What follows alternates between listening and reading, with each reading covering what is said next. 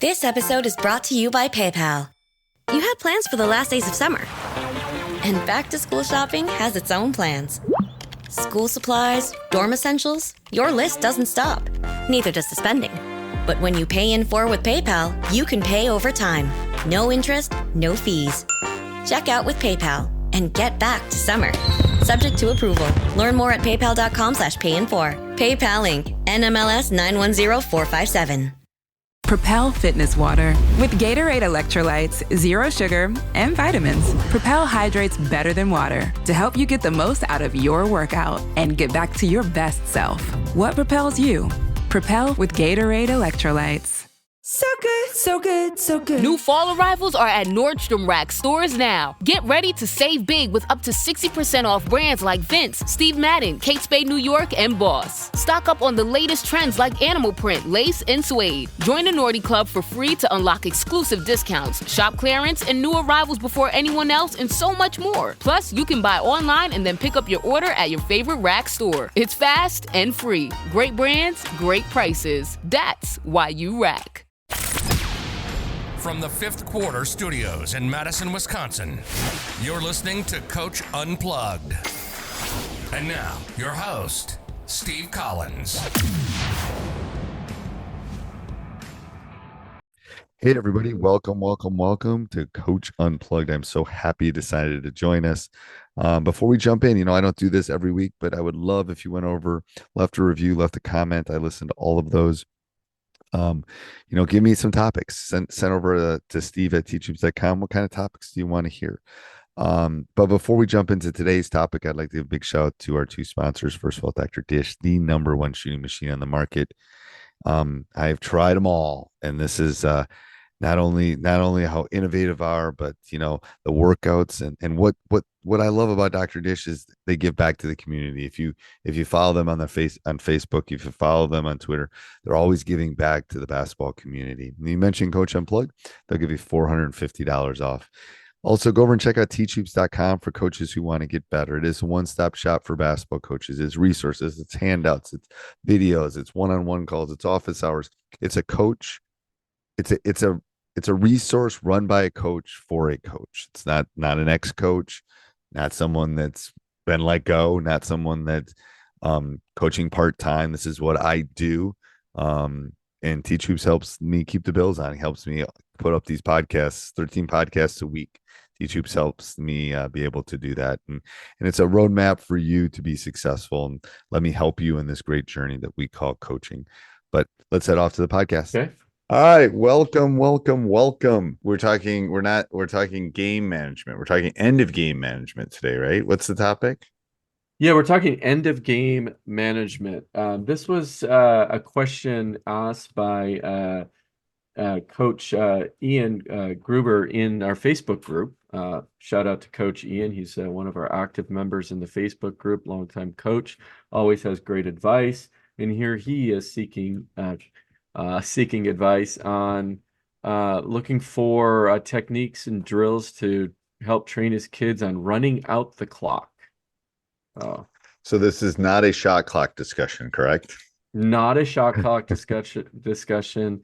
I believe he's got a youth team. So yeah. And did he mean? So give me a synopsis. Down up 5 with 30 seconds, up 10 with 2 minutes. I mean, they're all a little different. What's your thought? What do you think he was getting at? So I can read the exact question. It's if I had several close games where we were ahead and kids were still rushing shots and effectively making turnovers, right? We've all been there with low quality shots. Yeah.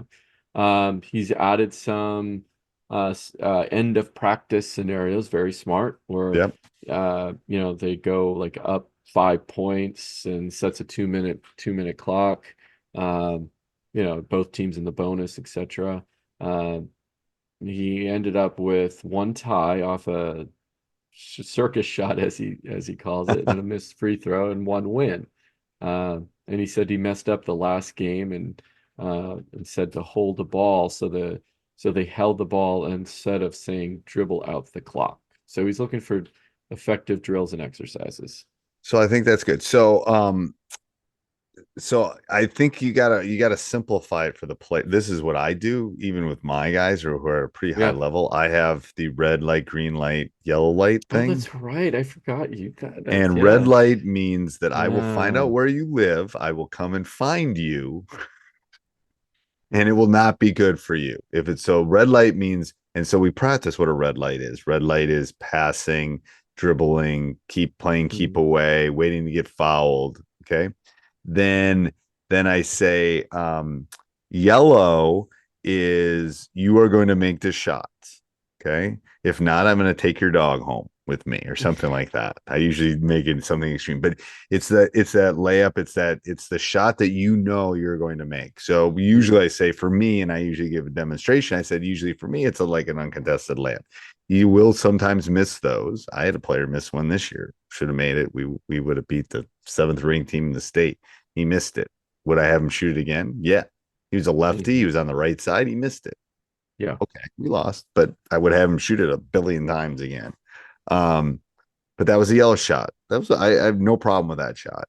Because he's gonna make it 99.9% of the time. This game he just happened to miss it. And then we have red where you can't shoot. There's like or green is any good shot that you have inside of our offense. So red is no shot, yellow is a shot you're gonna make 99.7%, and green is go. And you're calling this out. And I'm calling this out. I'm holding up a piece of paper. Yes, or calling it out. Yeah. Because I think the problem is like they say hold the ball. They think you literally mean hold the ball. Hold it's the like ball. Right. Yeah, depending on the age level. So and to be honest, you really have to practice end of game stuff. You have to practice that feeling of it's hard to hold the. It's hard. First of all, it's hard. They need to play defense. So they know how hard it is to play defense when people are just passing the ball around.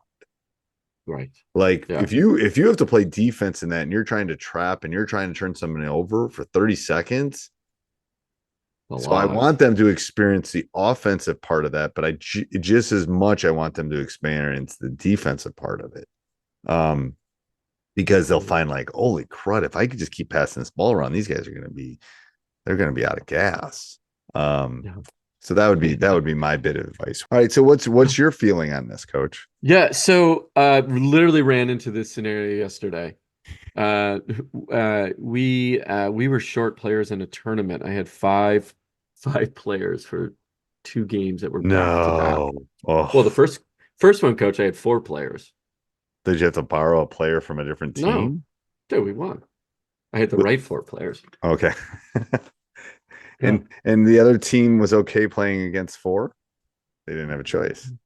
Well, yeah, I mean, yeah, and you can play with 4 in this particular tournament. So, okay. Yeah, well, we'll save that discussion for another day. I was so proud of them. But in the second game of that tournament, so we were in the championship round, my girls were gassed. We had back-to-back games, right? And first game we had 4, and the next game we had 5. And I saw this and I said, okay, we have this thing we just call it hot potato. And there's 3 girls up on the top of the key, and they're literally just passing it back and forth. Okay. And we ran out the clock doing that. What we would do is we work on cuts off of it as well. So if they're going to start the double team, that's the trigger that you cut and go to the basket because the middle is going to be wide. Middle is going to be typically wide open. The other 2 girls are way back, sitting just in the corners. Okay. And then we'll rotate them in and out if needed, and somebody will move, and just to create some action off of that. Yeah, we had to use that when we ran out the clock. The last, I did it twice in the last 5 minutes of the game. So the first, when I called it out, it was 5 minutes left in the game. We were going back and forth. I think we wasted 2 minutes and we scored an easy layup. Like you said, it was a green light shot right underneath. That's just demoralizing. Right underneath the basket. Yeah. Then the second time, we came down the court, did it again, and got another shot off with like 30 seconds left on the clock. Now, why didn't we run it out? They're kids, and they were I mean, literally like got a pass right underneath the basket, and all she had to do is grab it and go up with it, and right, which I'm okay with. yeah, But we also, the funny thing about that, simple, so simple, stupid. I came up with it in a game. We ran into a 1-2-2, 1-2-2 trapping half court zone. mm-hmm. And we've never practiced against it. And I said, okay, what are we going to do? So I said, well, stand here, pass back and forth, because that top person, all they were trying to do is like trap the ball and push to one side. Let's keep her running. If they're going to run a 1-2-2 in grade school, then I'm just going to wear that girl out. So literally wore that girl out, going back and forth, got a layup off a 1-2-2. Because what happens, what do you think coaches are saying on the other end? Play. Go get the ball. Go get the ball. Oh, yeah, parents are yelling. I don't care about that. Yeah. But the other coaches says, go trap the ball, go trap the ball. And as soon as they trap, boom. So I use that I know we're talking end of game scenarios. I use that sometimes as my zone offense, because I know kids aren't patient, and the coach on the other side especially is at the not youth patient. level. I know. Yeah, and they're just going to say, go trap the ball. They trap the ball. Trap. I know. And then we get a layup off of it. Anyway, so that's super simple. We just call it hot potato, and they're just literally passing back and forth. Now, obviously, what you got to, the coach is yelling, get in the passing lanes, the defense, right? So you just got to be careful that, you're doing good passes, and if you taught your kids how to pass. Well, and I think the takeaway for this coach is you got to practice what you want. I mean, you got to get used to it, and it's hard. That's right. When you don't have 10 kids at practice, sometimes at the youth level, it can be difficult so you can do this. You can shrink the court and do it in smaller numbers too. I've had to do that before. You just can't go past the top of the key, and then it's 4-on-4 or whatever it is, to kind of they got to get used to both the offense and the defensive part of it, I think. Yeah, exactly. Yeah. Right. And that's exactly right. So it's just, but practice, but again, we're making some assumptions. There's no shot clock, right? Maybe this is kind of summer ball, but even if it's not, doesn't matter, right? We're just assuming there's no shot clock on this discussion. Okay. Anything else, Coach?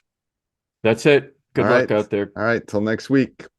Hey, everybody. I hope you enjoyed the podcast. Make sure you subscribe. Make sure you like it.